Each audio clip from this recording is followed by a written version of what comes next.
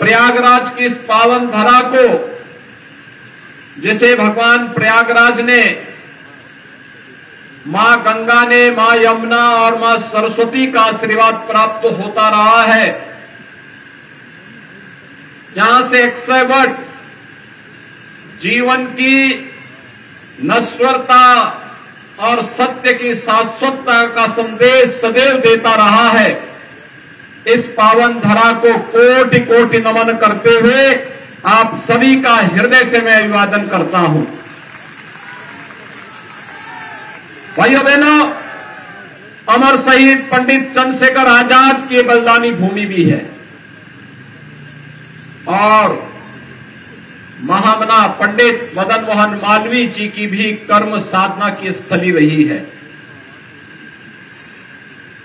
प्रयागराज अपनी आध्यात्मिक साधना की दृष्टि से भी और इस भौतिक जगत में न्याय पाने के लिए भी पूरे प्रदेश की 25 करोड़ जनता इसी प्रयागराज की धरती पर आकर के न्याय पाती है। ऐसी प्रयागराज की धरती को नमन करता हूं। भाइयों बहनों, रामचरितमानस में संत तुलसीदास जी ने एक बात कही थी, कर्म प्रधान विश्व रसि राखा, जो जस करहि सो तस फल चाखा। और मुझे लगता है कि ये पंक्तियां आज भी उसी प्रकार की प्रासंगिक हैं जैसे मध्यकाल में थी। जीवन की शाश्वतता का संदेश देने वाले ये पंक्तियां हमारे कर्म प्रधान व्यवस्था को कहीं न कहीं मार्गदर्शन करती हुई दिखाई देती है। जिस प्रयागराज में दुनिया अपनी आध्यात्मिक पिपासा के लिए आती है,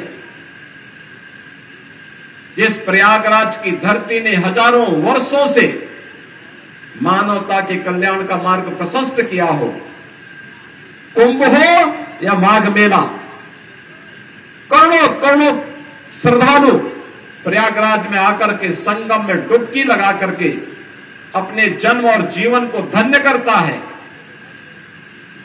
जहां पर अन्याय अत्याचार से पीड़ित मानवता आकर के न्यायालय की शरण में आकर के न्याय प्राप्त करने के विलासा से आता है, कुछ लोगों ने उस प्रयागराज की धरती को अन्याय और अत्याचार का शिकार बना दिया था, पापाचार का शिकार बना दिया था। लेकिन ये प्रकृति न किसी पर अत्याचार करती है और न किसी के अत्याचार को स्वीकार ही करती है, सबका हिसाब बराबर करके रख देती है। और भाइयों बहनों, आज मैं इसीलिए प्रयागराज की धरती पे आया हूं आप सबसे अपील करने के लिए। ये हमारा सौभाग्य है 2019 में प्रयागराज कुंभ को डबल इंजन की सरकार को एक यूनिक इवेंट के रूप में प्रस्तुत करने का अवसर प्राप्त हुआ था, भव्य और दिव्य कुंभ के रूप में प्रस्तुत करने का अवसर प्राप्त हुआ था। प्रयागराज का कुंभ यादगार कुंभ बन गया। उस समय नगर निगम का नेतृत्व श्रीमती अभिलाषा गुप्ता नंदी जी के नेतृत्व में यहां पर नगर निगम बोर्ड काम कर रहा था और बोर्ड ने अपने स्तर पर अच्छा प्रयास किया। और जब 2025 का कुंभ आएगा, 2025 के हमारा एक सामान्य कार्यकर्ता से लेकर के भाजपा के अध्यक्ष और अब महापौर की प्रत्याशी उस समय महापौर हो और उनके नेतृत्व में प्रयागराज महापौर की नेतृत्व में प्रयागराज कुंभ फिर दुनिया की भव्य और दिव्य कुंभ की साक्षी बन सके, इसके लिए आप सबसे अपील करने के लिए आज मैं प्रयागराज की धरती पे आया। भाइयों, प्रयागराज कभी निराश नहीं होने देता। ये प्रयागराज की धरती है, ये कभी सात्विक प्रवृत्ति को निराश नहीं करती है। मैं जानता हूं कि आपका आशीर्वाद यहां पर श्री गणेश केसरवानी को प्राप्त होगा, कोई संदेह नहीं।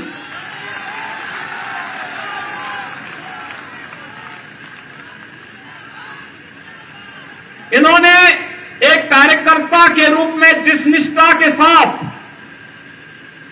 कार्य किया, और आज जब भाजपा ने एक अवसर दिया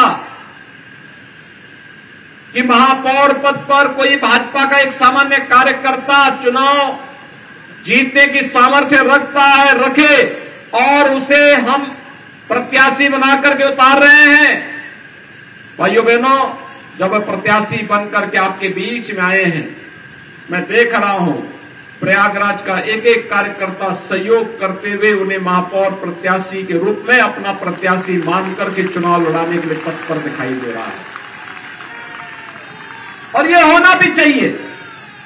जिस कार्यकर्ता ने अपना जीवन समर्पित कर दिया हो विचारधारा के लिए, संगठन के लिए, अगर उसके लिए सभी लोग मिलकर के कार्य करके अगर उन कार्यक्रमों को आगे बढ़ाने का कार्य करते हैं, तो भाइयों बहनों, ये नए कार्यकर्ताओं के सृजन की एक शुरुआत होती है। नए कार्यकर्ताओं को भी अवसर प्राप्त हो सकता है, और भारतीय जनता पार्टी इन्हीं नए कार्यकर्ताओं को जोड़ने की पार्टी है। यही भारत का लोकतंत्र है, यही भाजपा का लोकतंत्र भी है।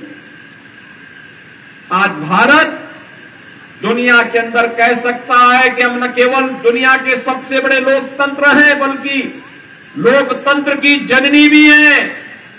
लोकतंत्र को हमने पैदा किया है, ये भारत गर्व से कह सकता है।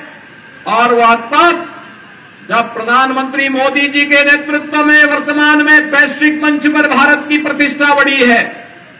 भारत आज आजादी के अमृत काल के प्रथम वर्ष में G20 के समूह की अध्यक्षता कर रहा है प्रधानमंत्री मोदी जी के नेतृत्व में।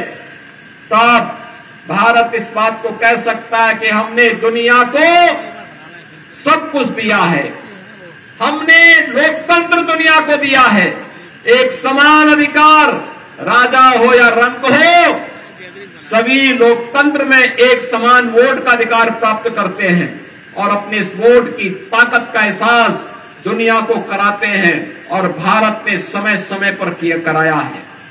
और भाइयों बहनों, एक और वैश्विक मंच पर बढ़ती हुई भारत की ताकत, भारत का सम्मान, भारत के बारे में दुनिया का नजरिया बदल चुका है। और भारत में प्रधानमंत्री मोदी जी के नेतृत्व में बदलते हुए भारत को आपने देखा है। आज कैसे भारत न केवल दुनिया के अंदर अपना सम्मान बनाया है, बल्कि अपने नागरिकों के हितों का संरक्षण करने, अपनी स्वयं की सुरक्षा करने, कैसे एक एक करके प्रत्येक नागरिक के जीवन में परिवर्तन करने का कार्य किया। मुझे आश्चर्य होता है जब भाजपा की बात होती है, और भाजपा को जब लोग ये बोलते हैं कि फलानी जाति का वोट मिलेगा कि नहीं मिलेगा, संदेह की नजर से बोलते हैं, तो मुझे लगता है कि इन्होंने भाजपा को लगता है समझा नहीं है। भारतीय जनता पार्टी का मतलब सबका साथ और सबका विकास, और सबका साथ और सबका विकास है तो फिर सबका विश्वास भी है, और परिणाम लाने के लिए सबका प्रयास भी है।